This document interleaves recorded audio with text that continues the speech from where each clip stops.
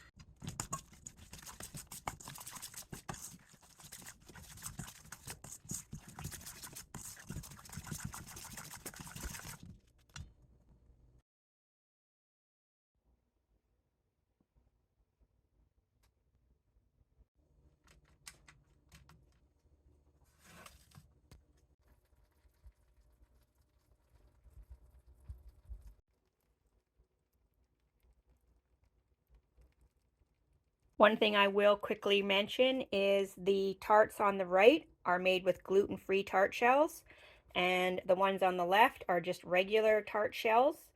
Because the ones on the right are a bigger size, they actually have to be cooked between 425 to 450 for about 8 to 9 minutes just to get them started.